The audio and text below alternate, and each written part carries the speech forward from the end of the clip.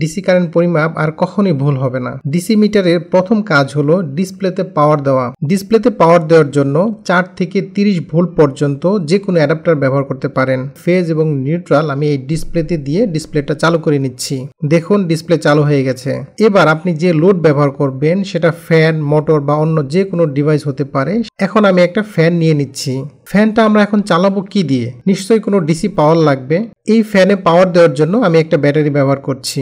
এবার ডিসি মিটারে যে মোটা দুইটা তার আছে সেটা ডিসি মিটারের সাথে লাগিয়ে নিচ্ছি। এখন এই ফ্যানটা আপনি যে ব্যাটারি থেকে চালাবেন সেই ব্যাটারির নেগেটিভ প্রান্ত বা কালো তার ডিসি মিটারের এই যে মোটা কালো তার আছে এই তারের সাথে সংযোগ দিতে হবে।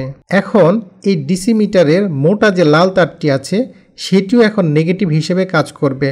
তাহলে এই লাল তারটি ফ্যানের নেগেটিভ প্রান্তের সাথে বা ফ্যানের যে কালো তারটি আছে সেটার সাথে সংযোগ দিতে হবে। এবার ব্যাটারি থেকে একটা পজিটিভ প্রান্ত বা পজিটিভ বা লাল তার সরাসরি আমরা ফ্যানের পজিটিভ তারের সাথে সংযোগ দিয়ে দেব।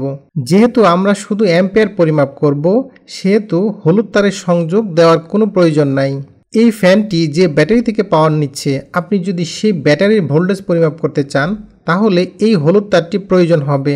তখন এই হলুদ তারের সংযোগটি ব্যাটারির পজিটিভ যে কোনো প্রান্তের সাথে সংযোগ দিলেই হবে।